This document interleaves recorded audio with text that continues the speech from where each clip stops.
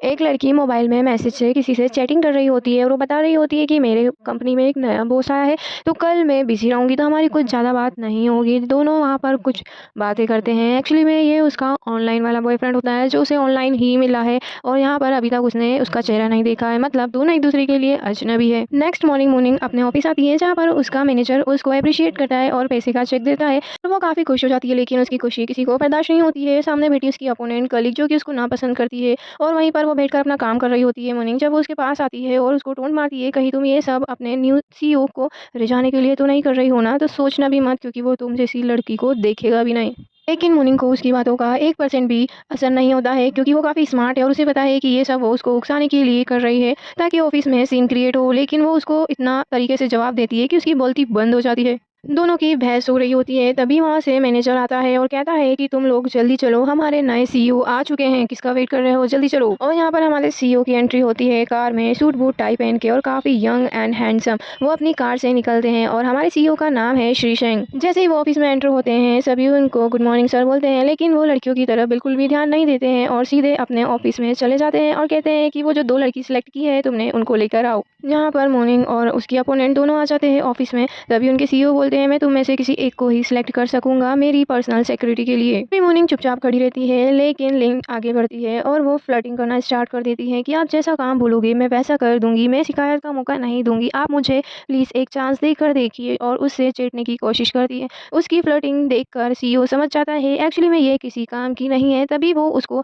दूर हटा देता है और कहता है तुम अभी मेरे ऑफिस से चले जाओ, और उसकी इतनी इंसल्ट और बदतमीजी करता है कि मुझे ऐसे लड़कियां नहीं चाहिए अपने ऑफिस में, तो तुम मेरी पर्सनल सिक्योरिटी नहीं बन सकती हो, तो जाओ यहाँ से। वो यहाँ से मुंह सड़ाकर निकल जाती है। वहीं पर मीनिंग खड़ी होती है। फिर सीईओ उसकी तरफ देखते हैं। मीनिंग मुस्कुरा रही होती है क्योंकि उसे पता था कि लिंक किसी काम की नहीं है और उसके मुंह पे ऐसा तमाचा पड़ा, तो वो कहीं ना कहीं मन में खुश हो रही थी। और यहाँ पर फिर मीनिंग अपने को इंट्रोड्यूस कराती है, सबको पर्सनल सिक्योरिटी भी हायर कर लेता है और कहता है ये लो फाइल और डील पक्की कर लो, मैं तुम्हें ये चांस दे रहा हूँ, लेकिन तुमको इसको प्रूव करना होगा। और तुमने अभी देखा ना उसकी हरकतें, मुझे उस टाइप की लड़कियां बिल्कुल भी पसंद नहीं है, तो ऑफिस में डिसिप्लिन बनाए रखना। मुनिंग फाइल लेकर कहती है कि मैं अपनी तरफ से पूरी कोशिश करूंगी और पूरी मेहनत करूंगी कि ये डील हमें ही मिले, और वो वहाँ से चली जाती है। ऑफिस के बाहर उसका मैनेजर उसे मिलता है और वो लोग बातें कर रहे होते हैं, जिसे उसकी अपोनेंट चुपचाप सुन रही होती है कान लगाकर। जहाँ पर उसका मैनेजर कहता है कि बैंक से डील करना इतना आसान नहीं है, वो काफ़ी ज़्यादा कैरेक्टरलेस आदमी है और वो फ़ायदा ज़रूर उठाएगा, तो तुम उसकी बातों में बिल्कुल भी मत आना और संभल कर डील करना, क्योंकि ये डील हमें ही मिलना चाहिए, बहुत इंपॉर्टेंट है।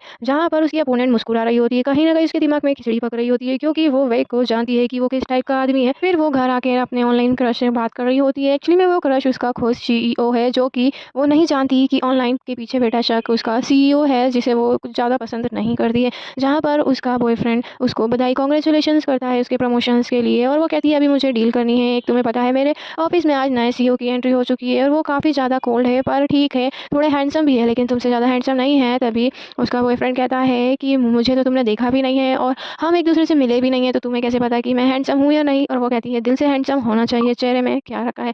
तभी उसका बॉयफ्रेंड कहता है कि चलो फिर एक काम करते हैं, हम एक दूसरे का फोटो एक्सचेंज करते हैं, इसी बहाने हम एक दूसरे को देख भी लेंगे। लेकिन यहाँ पर वो डाउट में आ जाती है, क्योंकि पास्ट में उसके साथ कुछ बुरा हुआ था। उसकी पर्सनल पिक्चर को लेकर उसके कॉलेज वालों ने उसको खूब धमकाया था, जिसकी वजह से वो किसी पर ट्रस्ट नहीं करती है। तभी वो उससे कहती है हमें बात करें, कुछ ज़्यादा दिन हुए नहीं है, तो अभी नहीं कर सकती, मैं कंफर्टेबल होंगी तब करूँगी। तभी वो मान जाता है। फिर नेक्स्ट डे वो डील के लिए वैंग से मिलने जाती है डिनर पर, जहाँ पर वो उसको वाइन शेयर करने को कहता है और वो दोनों चेयर्स करते हैं। यहाँ पर वो काफ़ी स्मार्ट गेम खेलती है, क्योंकि वो समझ जाती है कि वैंग किस टाइप का आदमी है। वो डायरेक्टली चीज़ें बोल रहा था, लेकिन वो उसकी बातों को घुमा रही थी। यहाँ पर वैंग उसको हाथ लगाने की कोशिश करता है, तो वो बोलती है कि अपना हाथ दूर रख लीजिए, कहीं दुखना चाहे। यहाँ पर वैंग पूरी कोशिश करता है उसको फंसाने के लिए, उसको बोलता है कि तुम क्यों ना मेरे साथ चलो, मैं तुम्हें बहुत सारा पैसा दूंगी। तभी वो बोलती है एक्सक्यूज़ मी, मुझे वॉशरूम जाना है। यहाँ पर वो सोचती है कि सिचुएशन से निकलना ही अच्छा होगा, मुझे तो यहाँ पर कुछ गड़बड़ दिख रही है, यहाँ तो डील की जगह कुछ और ही हो रहा है। जैसे ही वो बाहर निकलती है, कोई उसको किडनैप कर लेता है, पता नहीं वो कौन होता है। बेचारी कुछ नहीं कर पाती और बेहोश हो जाती है। वहीं पर उसकी अपोनेंट एक रूम के बाहर कान लगाकर कुछ सुन रही थी और अपने आप से बड़बड़ा रही थी कि अगर मैं पर्सनल सिक्योरिटी नहीं बनी तो मैं तुम्हें भी नहीं बनने दूंगी, मैं तुम्हारी लाइफ बर्बाद कर दूंगी। उसका सीईओ चेक करने आता है कि सब कुछ ठीक है, तो वहाँ पर वो उसको देखता है और पूछता है कि तुम यहाँ पर क्या कर रही हो। वो बोलती है कि मैं शायद गलती से गलत रूम में आ गई, और वो वहाँ से चली जाती है। जैसे ही मुनिंग को होश आता है, वो देखती है सामने वैंग होता है और अपने आप को ऐसी हालत में देखकर वो समझ जाती है कुछ ना कुछ गड़बड़ है, और वो दोनों रूम में अकेले ही होते हैं। जहाँ पर वैंग उसके साथ बदतमीजी कर रहा होता है, वो उसे दूर हटाने की कोशिश करती है, लेकिन वो उसके बहुत करीब आ जाता है। जैसे वो उसे हरेस करने ही वाला था। यहाँ पर एंट्री होती है हमारे सीईओ की और वो उसको समझाता है कि आपकी हिम्मत कैसे हुई मेरी एम्प्लॉयी के साथ बदतमीज़ी करने के लिए। तभी बैंक बोलता है कि तुम्हें इतना दिक्कत क्यों है? एक एम्प्लॉयी तो है, तुम्हें डील ज़्यादा इम्पोर्टेंट है कि ये एक एम्प्लॉयी? तभी सीईओ को गुस्सा आ जाता है, वो ज़ोरदार चाँटा मार देता है। तभी वो उसको धमकी देता है कि तुमने मेरे साथ अच्छा नहीं, एक मामूली सी एम्प्लॉयी के लिए तुमने डील तक तुड़वा दी, तुम्हें डील प्यारी नहीं है और मैं तुम्हें छोड़ूँगा नहीं, देख लेना। और वो वहाँ से चला जाता है। तभी सीईओ मुनिंग को उठाने की कोशिश करते हैं, लेकिन यहाँ पर मुनिंग को ड्रग्स दे दिया होता है, जहाँ पर वो अनईज़ी फ़ील करती है और उसे काफ़ी ज़्यादा गर्मी और घबराहट होती है। तभी वो और उसे होश नहीं होता है कि वो क्या कर रही है। तभी वो सीईओ को गले लगाने की कोशिश करती है, उसको अपने पास खींच रही होती है। तभी वो उसको समझा रहा होता है कि होश में आओ, होश में आओ। तभी वो समझ जाता है कि इसको कुछ दिक्कत हो रही है। तभी वो डॉक्टर को कॉल लगाता है। वो बात करके ख़त्म करता ही है कि मुनिंग वहाँ से आके उसको हग कर लेती है और कहती है कि मुझे बहुत ज़ोर से गर्मी लग रही है, प्लीज़ मेरी हेल्प करो। तभी वो उसको बिस्तर पर फेंक देती है और अपने कपड़े उतारने की कोशिश करती है और फिर सीईओ के भी कपड़े उतारती है।